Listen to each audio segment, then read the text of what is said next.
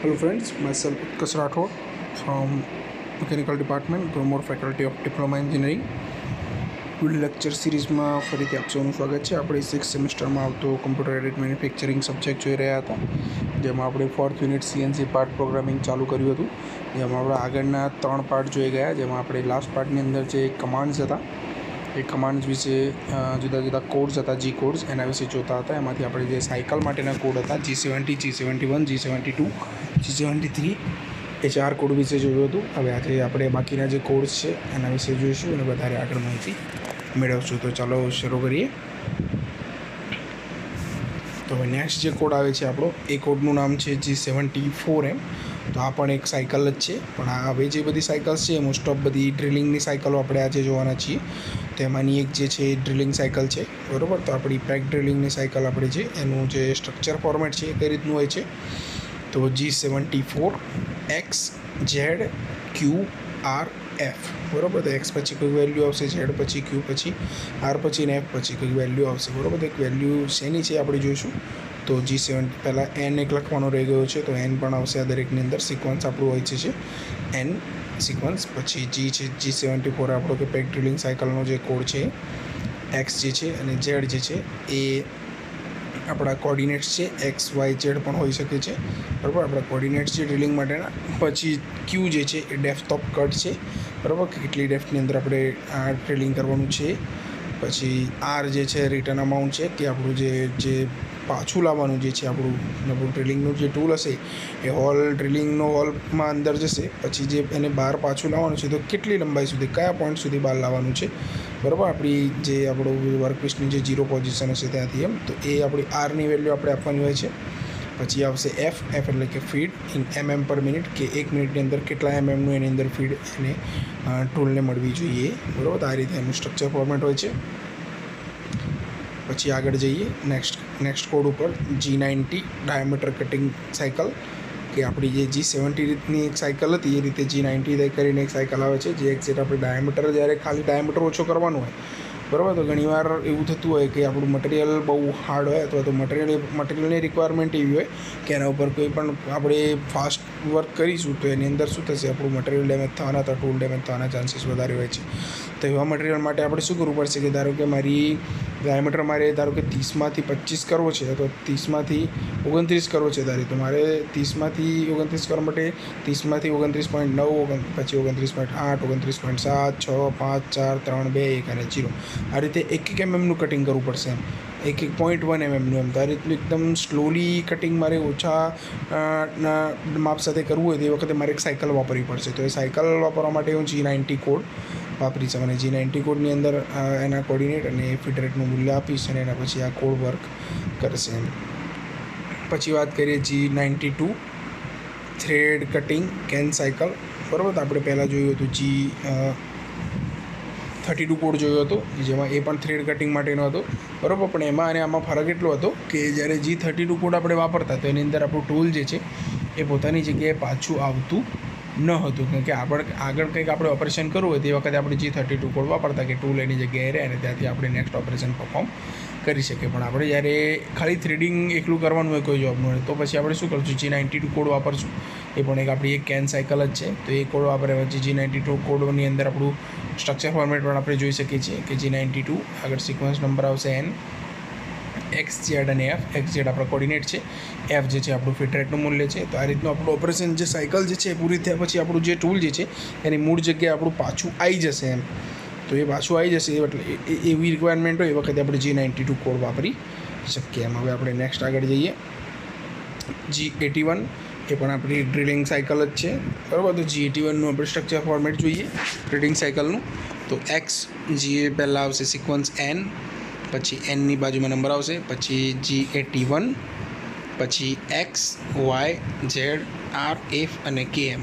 તો XYZ આપણા coordinate છે, વત્તા ઝેડ જે છે એ આપણી અહીંયા ગાડી જ્યારે બીએમસીમાં વર્ક કરતા હોય તો ઝેડ એટલે શું હતું, આપણી ઊંડાઈ. એમ તો આપણું ડ્રિલ જે મશીન છે તે અંદર જે ડ્રિલિંગ ટૂલ જે છે એ આપણી વર્કપીસની 0 પોઝિશનથી કેટલી ઊંડાઈ અંદર ડ્રિલ આપણો હોલ કરવો છે એ લંબાઈ આપણે ઝેડ દર્શાવતો હોય છે. અને એક્સ વાય જે છે એ આપણા જે વર્કપીસ છે એના ઉપરના કોર્ડિનેટ દર્શાવતા હોય છે. કોઈ એક રેફરન્સ પોઈન્ટથી આપણું એક્સ અને વાય જે છે એ માપ બતાવશે અને એ માપ ઉપર જઈ અને ઝેડ જેટલી ઊંડાઈનો આપણો હોલ આપણે કરવાનો હોતો હોય છે. પછી આર જે છે એ ટૂલ કેટલું ઉપર આવશે તેનું મૂલ્ય, કે રિટર્ન વેલ્યુ, કે આપણું ટૂલ જે અંદર જઈને પાછું બહાર આવશે તો એની વર્કપીસ 0ની પોઝિશનથી એ કેટલું ઉપર આવશે એ આપણે જોવાનું છે. તો એ વેલ્યુ આર તરીકે અપાય. પછી કે જે છે એ રેપ્લિકેશનની સંખ્યા અહીંયા ઘડી દર્શાવવાની આવતી હોય છે. પછી એફ જે છે એ ફીડનું મૂલ્ય છે, કે કેટલી ફીડ આપણે MM પર મિનિટ, કે 1 મિનિટની અંદર કેટલા MMનું ડ્રિલ હોલ થવો જોઈએ એમ.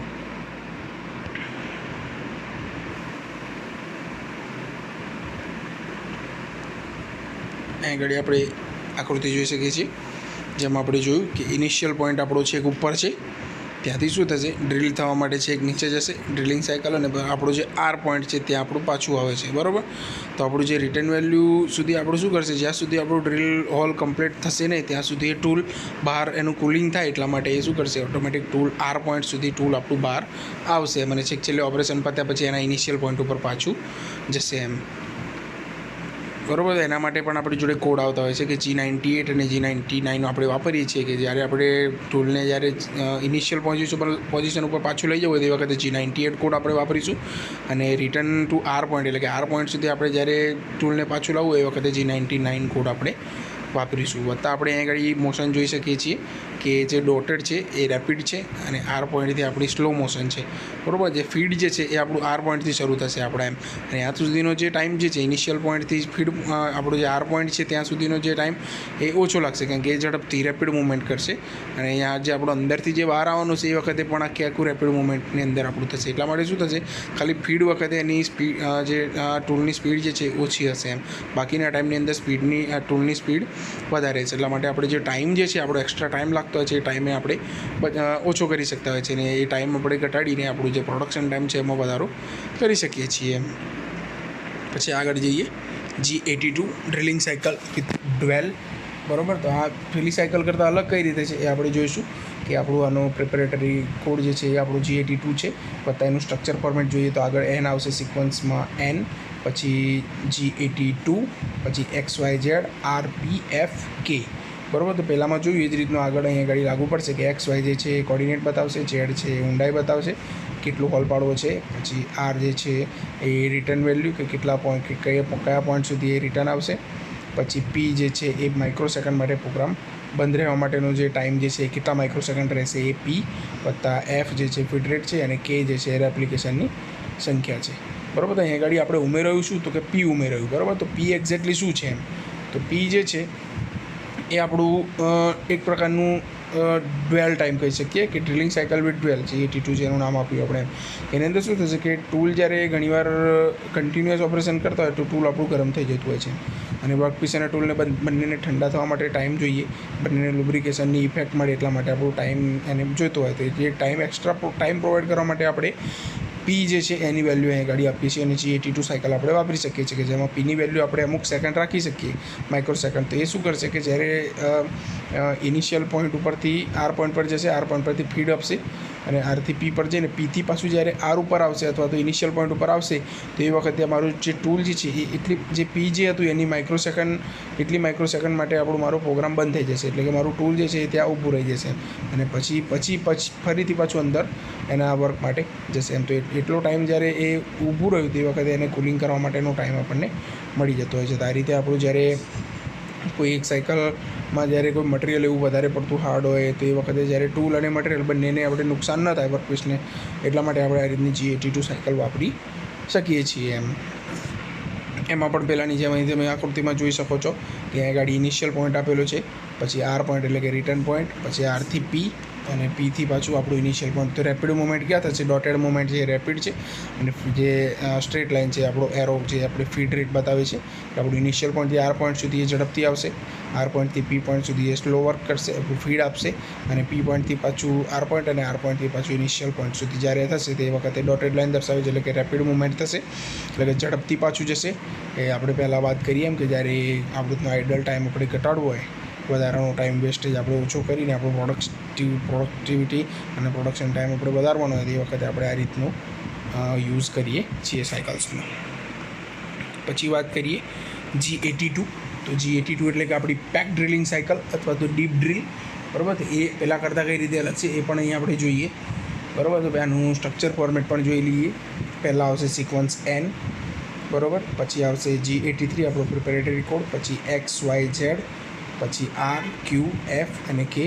તો XY એ આપણી કોર્ડિનેટ વેલ્યુ છે, Z છે એ ઊંડાઈ બતાવશે, R જે છે રિટર્ન પોઈન્ટની વેલ્યુ છે, વત્તા Q જે છે એ હોલની નીચેના ભાગનું ઓફસેટનું મૂલ્ય એમ, બરાબર. એ એક્ઝેક્ટલી શું છે આપણે અહીંયા આકૃતિ પછી એક્ઝામ્પલ છે એના દ્વારા સમજીશું એમ. પછી F જે છે ફીડ રેટ છે, K જે છે એ રેપ્લિકેશનની સંખ્યા છે, બરાબર. તો અહીંયા આગળ જેમ સાયકલનું નામ છે કે પેક ડ્રિલિંગ સાયકલ અથવા તો ડીપ ડ્રિલ એમ. ઘણીવાર જ્યારે ઊંડો હોલ પાડવાનો હોય તો તે આપણે એક જ સ્ટ્રોકની અંદર આપણે એ હોલને પાડી શકતા નથી એમ, બરાબર. તો દર વખતે આપણે થોડી વેલ્યુ વધારવી પડતી હોય છે કે ધારો કે 20 mm નો હોલ છે તો 20 mm માટે આપણે પહેલાં 10 mm જઈશું, પછી 12 mm, પાછા 12 આવીને પાછા 14 mm, પછી ડ્રિલ ટૂલ પાછું 12 આવશે, પાછું 16 mm સુધી અંદર જશે, 12 આવશે, 18 mm સુધી જશે, પછી પાછું 12 આવશે ને પછી 20 mm સુધી જશે. તો એકી સાથે 20 mm ડ્રિલ આપણે કરી શકતા નથી, કારણ કે એટલો ડીપ હોલ પાડવા માટે આપણું ટૂલ ગરમ થઈ જશે અને અંદર એટલું વર્ક કરી શકશે નહીં ઇફેક્ટિવલી, અને બંનેને ડેમેજ થવાનો સંભાવના રહે છે, ટૂલ અને આપણું વર્કપીસ બંનેને એમ. તો એટલા માટે આપણે શું કરશું, આવી લાંબા ડીપ હોલ પાડતા હોય એ વખતે આપણે પેક ડ્રિલિંગ સાયકલ, આપણી ડીપ ડ્રિલ સાયકલ આપણે G83 આપણે વાપરી શકીએ છીએ, કે જેમાં તમે એક્ઝામ્પલ જોઈ શકો છો કે આપણી જે ડેપ્થ જે છે એ શરૂઆતની આપણે અહીંયા ગાડી જુઓ છો કે ડાબી બાજુનો જે એરો જે છે એ બતાવે છે એમ કે આપણું ફીડ થશે, પછી ફીડ કર્યા પછી એટલો ટાઈમ બહાર આવશે આપણું ટૂલ, પછી ઇનિશિયલ પોઈન્ટ પર આવશે, પછી પાછું ઇનિશિયલ પોઈન્ટથી એ રેપિડ મૂવમેન્ટ કરીને એ આપણા R પોઈન્ટ સુધી જશે, અને R પોઈન્ટથી પાછું અંદર જઈ અને ફીડ આપશે, થોડી ઘણી વધારે ફીડ થશે. પહેલાં વાત કરીએ એમ, ધારો કે 20 mm હોય તો પહેલાં એક 10 mm નો હોલ પડી ગયો, પછી એ ધારો કે 12 mm સુધી જશે, પછી પાછું 12 આવશે, પછી ત્યાંથી પાછું અંદર થોડું ઘણું વધારે જશે એટલે કે 14 mm સુધી જશે, પછી પાછું R પોઈન્ટ પર આવશે, પછી R પોઈન્ટથી પાછું 16 mm જશે, પછી પાછું R પોઈન્ટ પર રિટર્ન આવશે, R પોઈન્ટથી પાછું 18 mm જશે, ત્યાંથી રિટર્ન આવશે, છેલ્લે 20 mm સુધી આપણે ફાઇનલ ડેપ્થ સુધી જશે અને આપણા R પોઈન્ટ સુધી પાછું આવે, અને R પોઈન્ટથી સીધું ઇનિશિયલ પોઈન્ટ સુધી આપણું ટૂલ પાછું જશે. વત્તા અહીંયા ગાડી પણ તમે જોઈ શકો રેપિડ અને ફીડ બંનેનું વેલ્યુ અહીંયા ગાડી આપેલી છે, કે જે ડોટેડ છે બધી લાઇન્સ આપણી કેવી છે, રેપિડ મૂવમેન્ટ છે એમ. તો રેપિડ મૂવમેન્ટ આપણે પહેલાં વાત કરીએ એમ શાના માટે, તો આપણો જે ટાઈમ જે છે એ આપણો નોન ઓપરેટિંગ ટાઈમ જે છે એ આપણો આ ડોટેડ વડે દર્શાવ્યો છે. એ ડોટેડથી આપણું જે ફાસ્ટ આપણું ટૂલ રિટર્ન આવશે એના કારણે ટાઈમ આપણો બચશે એમ. અને ફીડ રેટ વખતે તો જે આપણો ટાઈમ જોઈશે એ જોઈશે, પણ બાકીનો ટાઈમ આપણે બચાવીને આપણે ઓપરેશનમાં આપણું ઝડપથી ઓપરેશન આપણું પૂરું કરી શકીએ છીએ, છતાં પ્રોડક્ટિવિટી વધારી શકીએ છીએ, પ્રોડક્શન ટાઈમ આપણો વધારી શકીએ છીએ. તો આ રીતે પેક ડ્રિલિંગ સાયકલ વર્ક કરે છે. પછી વાત કરીએ નેક્સ્ટ લાસ્ટ આપણી આમાંની એક સાયકલ એટલે કે G84 એટલે કે ટેપિંગ સાયકલ, બરાબર. તો એનું સ્ટ્રક્ચર ફોર્મેટ જોઈએ કે આગળ સિક્વન્સ નંબર આવશે N, પછી G84 એટલે કે આપણો પ્રિપેરેટરી કોડ, પછી XYZ RP F K, બરાબર. આ બધી વેલ્યુ આપણે જોઈ છે એમ કે આ G84 આપણો પ્રિપેરેટરી કોડ, XY આપણું કોર્ડિનેટ સિસ્ટમ દર્શાવશે કઈ જગ્યાએ આપણું ટેપિંગ કરવાનું છે, વત્તા Z જે છે કેટલી ઊંડાઈ સુધી ટેપિંગ કરવાનું છે, બરાબર. પછી R જે છે એ આપણું રિટર્ન પોઈન્ટ, કે રિટર્ન પોઈન્ટ ઉપર આપણું ટેપર ટૂલ કેટલું પાછું આવશે. પછી P જે છે એ P આપણે પહેલાં ઉપર જોયું એ મુજબ કે Pની વેલ્યુ અહીંયા ગાડી આપણને આપેલી છે કે માઇક્રોસેકન્ડ માટે પ્રોગ્રામ બંધ થવો જોઈએ, તો એ Pની વેલ્યુ છે. પછી F જે છે ફીડ રેટ છે, અને K જે છે એ રેપ્લિકેશનની સંખ્યા છે. ઓકે, તો આપણે હવે આની અંદર સમજીશું કે એક્ઝેક્ટલી P શેના માટે આપ્યું, તો એ પણ આપણે સમજવું પડશે કે જ્યારે ટૂલની લાઈફ વિશે આપણે વિચારવું હોય એ વખતે આપણે Pની વેલ્યુ આપણે આપતા હોઈએ છીએ કે અમુક માઇક્રોસેકન્ડ માટે પ્રોગ્રામ આપણો બંધ થતો એ વખતે કન્ડિશન એવી બને છે કે જેના કારણે ટૂલ અને વર્કપીસ બંનેને આપણે લાઈફ આપણે ઇમ્પ્રૂવ કરી શકીએ છીએ.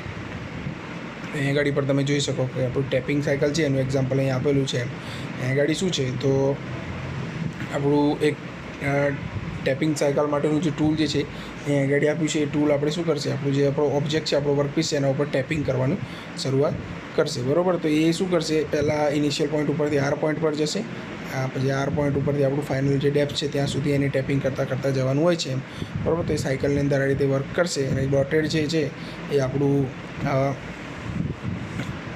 ફીડ રેટ જે આપણો એના કરતાં ફાસ્ટ મોશન બતાવે છે અને જે રેગ્યુલર એરો છે આપણું ફીડ રેટ બતાવે છે, બરાબર. તો આપણે પહેલાં વાત કરીએ એમ કે રેપિડ મૂવમેન્ટ ટાઈમ બચાવવા માટે છે, વત્તા G98 જે કોડ છે આપણો એને G99 એ પણ આપણે યાદ રાખીશું કે જે 98 કોડ જે છે આપણો ઇનિશિયલ પોઈન્ટ ઉપર લાવવા માટે છે, રિટર્ન કરવા માટે, અને G99 જે છે એ આપણું રિટર્ન ટુ આર પોઈન્ટ, આપણો જે આર પોઈન્ટ છે ત્યાં સુધી રિટર્ન કરવા માટેનો કોડ છે. તો આ રીતે G84, G83, G82, G80 અને G81 આ રીતની જે ડ્રિલિંગ સાયકલ્સ જે હતી એ આજે આપણે જોઈએ એમ.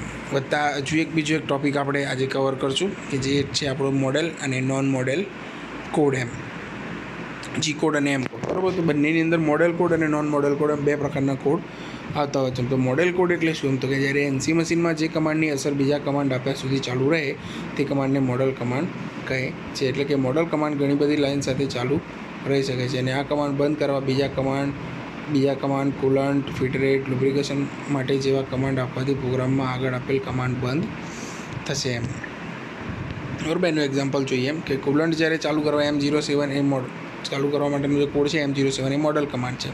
કુલન્ટ બંધ કરવાનું જે છે એ M09 કોડની જરૂર પડતી હોય છે. એટલે કે મોડલ કમાન્ડ મોડલ ગ્રુપમાં આવે છે જેમાં એકસાથે બે મોડલ કમાન્ડ કાર્યરત ન થઈ શકે એમ. મોડલ કમાન્ડ એટલે શું કહી શકીએ આપણે સિમ્પલ વ્યાખ્યામાં? તો એક સાથે એક એવું ગ્રુપ એમ કે જેમાંના અમુક કમાન્ડ આપણે ભેગા કરીએ અને એનું એક ગ્રુપ બનાવીએ, બરાબર. તો એ ગ્રુપમાંનું એક કમાન્ડ જ્યારે ચાલુ હોય તો એ વખતે બીજા કોઈ પણ કમાન્ડ એક્ટિવ રહી શકે નહીં એમ. કે ધારો કે આ કુલન્ટનું જે એક ગ્રુપ હશે, કુલન્ટને કંટ્રોલ કરવાવાળા જે કમાન્ડ છે જુદા જુદા, બરાબર. તો એમાંનો એક કમાન્ડ જે છે M07 છે તો એ શું કરશે? કુલન્ટ ચાલુ કરશે એમ. એટલે કુલન્ટને બંધ કરવું હશે તો M09 કોડ વાપરવો પડશે.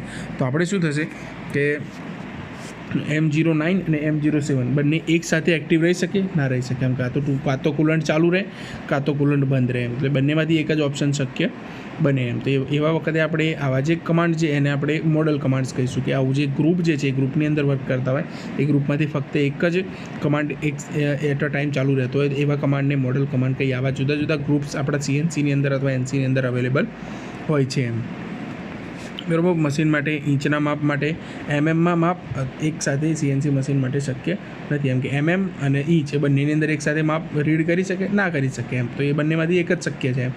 તો આવું જે ગ્રુપ જે છે માપ મેઝરમેન્ટના જે માપવાવાળું તો એવું એક ગ્રુપ બન્યું. તો એ ગ્રુપ આખું એક ગ્રુપની અંદર જેટલા કમાન્ડ છે એ બધા મોડલ કમાન્ડ્સ કહેવાશે એમ, બરાબર.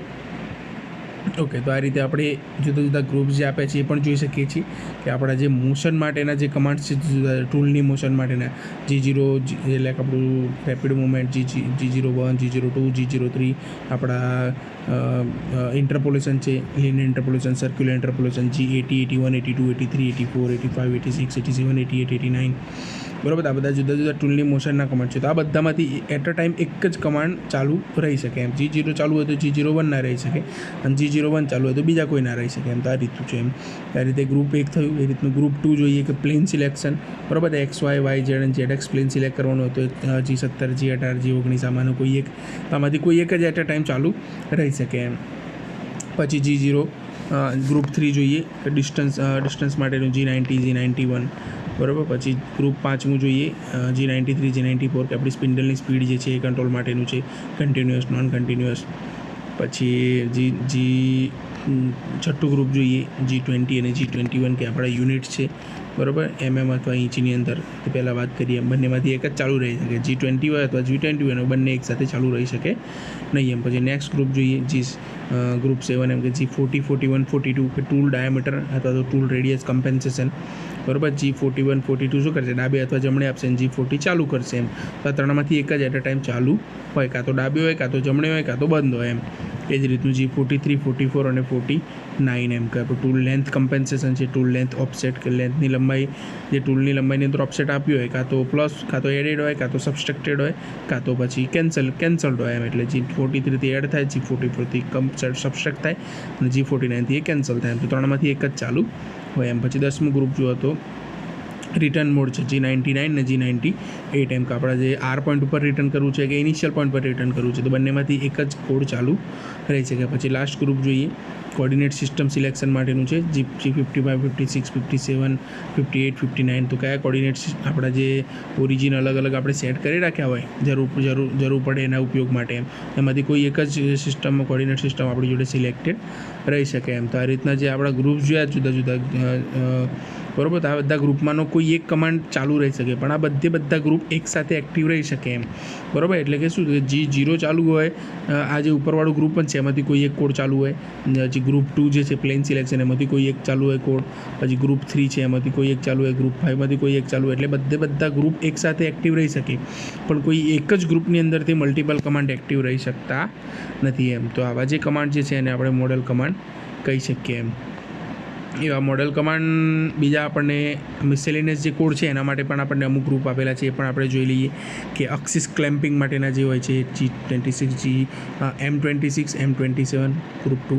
પછી ગ્રુપ 4 જોઈએ કે આપણું બંધ કરવા માટેના, આપણું પ્રોગ્રામને એન્ડ કરવો હોય, સ્પિન્ડલને બંધ કરવી હોય, તેવા માટેના બંધ કરવા માટેના જુદા જુદા કમાન્ડ્સ છે એમ, પ્રોગ્રામને એન્ડ કરવાના એમ, બરાબર. તો એના માટે M0, M1, M2, M30, M60 આ બધામાંથી કોઈ એક ચાલુ રહી શકે એકસાથે. પછી ગ્રુપ 6 જોઈએ, ટૂલ ચેન્જ, બરાબર, M6 ટૂલ ચેન્જ માટેનો એક કમાન્ડ છે. પછી ગ્રુપ 7 જોઈએ, સ્પિન્ડલનું જે ટર્નિંગ છે, M3, M4, M5, બરાબર, ક્લોકવાઇઝ, એન્ટી ક્લોકવાઇઝ, સ્ટોપ.